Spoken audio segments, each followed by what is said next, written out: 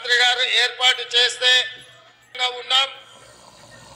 సంవత్సర పరిపాలనలో ఈ ప్రభుత్వం ప్రజా ప్రభుత్వం 54,000 కోట్ల రూపాయలు రైతుల కోసం ఖర్చు పెట్టినందుకు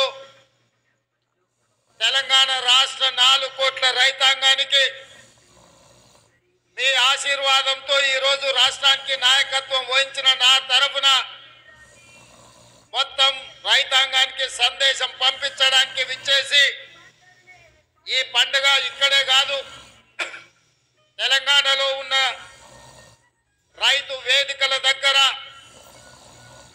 లైవ్ లో లక్షలాది మంది రైతులు ఈ పండుగ కార్యక్రమాన్ని పాలమూరు జిల్లాలో జరుగుతున్న ఈ ఉత్సవాన్ని ప్రత్యక్షంగా తిలకిస్తున్నారు. ఈ అన్ని ఏర్పాట్లు చేసిన తెలంగాణ చీఫ్ సెక్రటరీ గారు, వ్యవసాయ శాఖ అధికారులు, వివిధ రైతు వేదికలల్లో ఈ కార్యక్రమాన్ని నిర్వహిస్తున్న అధికారుల అందరికీ కూడా మనస్ఫూర్తిగా అభినందనలు తెలియజేస్తున్నా. మిత్రులారా,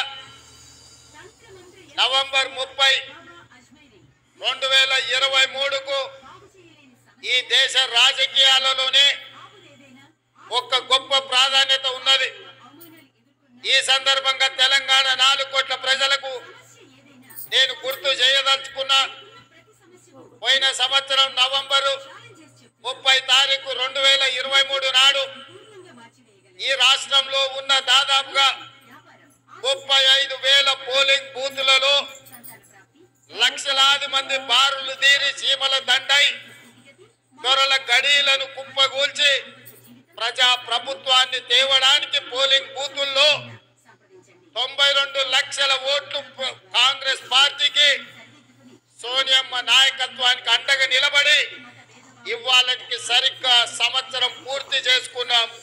మనస్ఫూర్తిగా మీకు అందరికీ ధన్యవాదాలు తెలియజేస్తున్నా. మీరందరూ పెద్ద ఎత్తున చప్పట్లతో మొదటి సంవత్సరం పూర్తి చేసుకున్న ఉత్సవాన్ని ఈ ప్రపంచానికి తెలియజేయాల్సిందిగా మీ అందరికీ విజ్ఞప్తి చేస్తున్నా. మిత్రులారా, నవంబర్ 30, 2023 నాడు ఏ ఉత్సాహంతో, ఏ అభిమానంతో, ఏ గుండె ధైర్యంతో ఈ పాలమూరు బిడ్డను ఆశీర్వదించాలని ఈ గడ్డంతా అండగా నిలబడి ఈ జిల్లా అంతా ఏకోన్ముఖమై ఎంతో కాలం నుంచి ఎదురు చూస్తున్న అవకాశం ఒక్కసారి వచ్చింది. దీన్ని జార విడ్చుకోవద్దని మీరు అండగా నిలబడ్డ రోజు ఇవాళ. ఈ సందర్భంగా మీ ఎదురుగా నేను చెప్పదలుచుకున్నా, పాలమూరు జిల్లా నల్లమల అటవీ ప్రాంతంలో ఒక మారుమూల గ్రామం కొండారెడ్డిపల్లి అనే ఒక చిన్న గ్రామం నుంచి ఒక రైతు బిడ్డగా బయలుదేరిన నేను ఈ జిల్లా కష్టాలను చూసిన, ఈ జిల్లా కన్నీళ్లను చూసిన, ఈ జిల్లా నుంచే పారుతున్న కృష్ణమ్మ గలగలలు చూసిన, కన్న బిడ్డల్ని తల్లిదండ్రుల దగ్గర గుడిసెల దగ్గర వదిలి వలసపోతున్న పాలమూరు బిడ్డల్ని, గుంపు మేస్త్రీలు భార్య భర్తల్ని పేటీలుగా పెట్టుకొని తీసుకెళ్లి బొంబాయికి వలస తీసుకుపోతుంటే 6 నెలల పసిబిడ్డల్ని కూడా తల్లిదండ్రుల దగ్గర వదిలేసి జంటలుగా వలసలు పోతున్న వాళ్ళ కన్నీళ్లను నేను కళ్ళతో చూసిన. ముఖ్యంగా అచ్చంపేట, నాగర్ కర్నూలు, వనపర్తి ప్రాంతంలో గుంపు మేస్త్రుల నాయకత్వంలో తట్ట పని, పార పని, మట్టి పని కోసం బొంబాయి దిక్కు వలసలు పోతుంటే ఆనాడు బస్సులు ప్రత్యేకంగా వందలాది బస్సులు ఈ జిల్లా నుంచి వలసలు తీసుకెళ్లడానికి రైతాంగాన్ని తీసుకెళ్తుంటే వనపర్తిలో నేను చదువుకునే వాడిని. ఆ రోజు నేను అనుకున్నా, ఏదైనా ఒక రోజు మనకు రాకపోతుందా, ఎల్లకాలం ఎప్పుడు ఇట్లనే ఉంటుందా, ఒక రోజు మనకు వస్తుంది.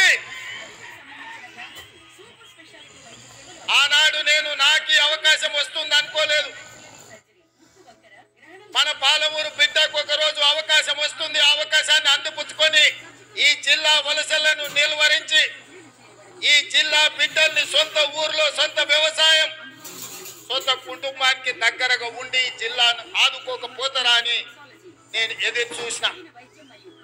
సాగిందో ఆ దోపిడికి ఈరోజు మేము ఎట్లా బలైపోతున్నామో, తెలంగాణ బడ్జెట్ ఎట్లా కేసీఆర్ దోపిడికి బలైపోయిందో మీరు ఒకసారి ఆలోచన చేయండి.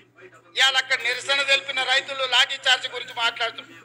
మల్లన్న సాగర్ లో మల్లారెడ్డి అనే ఒక రైతు భూమి పోయిన రోజు కట్టెలు చితి పేర్చుకొని బతుకుండగానే ఆ చితి మీద పండుకొని నిలువున తగలబెట్టుకున్న రైతు మల్లన్న సాగర్ లా మల్లారెడ్డి అనే పేరుంది. హరీష్ రావు గారు రా అసెంబ్లీకి. ఆనాడు భూమి కోల్పోయిన మల్లారెడ్డి చితి పేర్చుకొని కాల్చుకున్నప్పుడు నీ కన్నీళ్ళు ఎక్కడికి పోయినాయి? నువ్వు ఆ కుటుంబాన్ని ఎంత ఆదుకున్నావో ఇవాళ మల్లారెడ్డి ఇంటికాడికి పోదామా అని నేను అడుగుతున్నా. ఇవాళ ఈ కపట ప్రేమ, ఈ ముసలి కన్నీళ్ళు మా పాలమూరు జిల్లా మీద చూపిస్తున్నావా? నేను ఇక్కడ పుట్టినోని, రేపు పోతే ఈ మట్టిలో కలిసేటోని. నాకు ఈ దుఃఖం తెలియదా? ఈ బాధ తెలియదా? ఇది అభివృద్ధి చేసేది తెలియదా? ఇవాళ ఇక్కడ ఉన్న భూమి నేను ఎవరికో పంచిపెట్టే చరిత్ర నన్ను క్షమిస్తుందా? ఒకవేళ నేను ముఖ్యమంత్రి నుండి కూడా నా జిల్లాకు ఏమీ చేసుకోకపోతే ఈ జిల్లాను అభివృద్ధి పదవి